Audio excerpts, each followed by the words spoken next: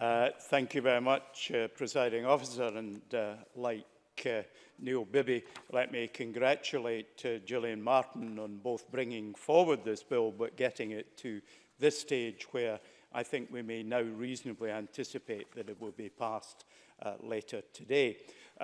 Bringing a bill forward is no small matter.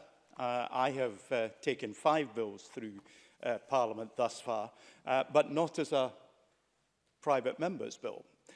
Not as a member's bill, where you have to do so much of the work yourself. As a government minister, the 4 bills I took forward in that capacity, I had this vast team doing all the heavy lifting for me.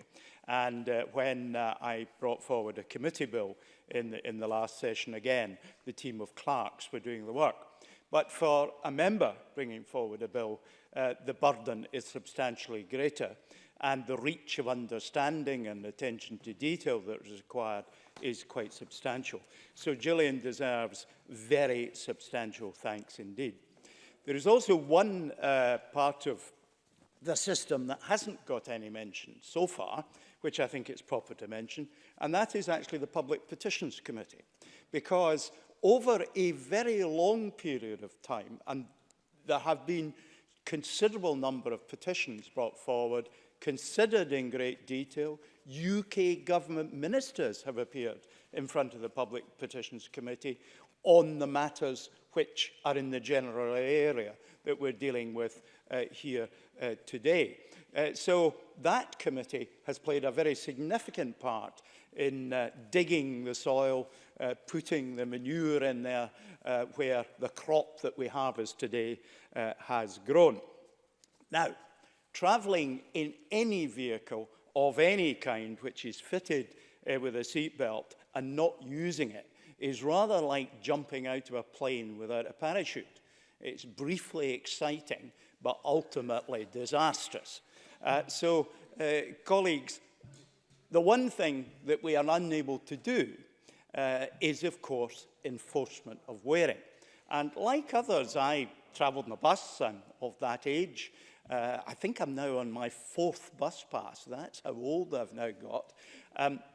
I actually don't recall ever being on a bus where anyone bar myself has been wearing a seatbelt. I just don't think that that's been the case. Now, I want to acknowledge and thank colleagues at Westminster for providing us with the powers to do what we're doing today. That is very welcome, and that's good cross-parliamentary working.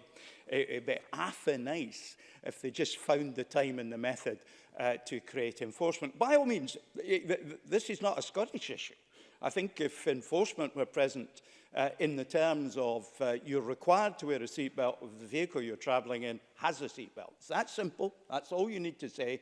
That would be of equal benefit to people right across the United Kingdom, and I encourage colleagues of whatever political persuasion or whatever government to consider whether they might consider doing that at Westminster. Then they would be catching up with what Wales has done, what we expect to do this afternoon. Briefly and finally, Presiding Officer, we've had a wee bit of a debate about costs. Well, yes, this is so trivial. I'm not prepared to join that particular debate.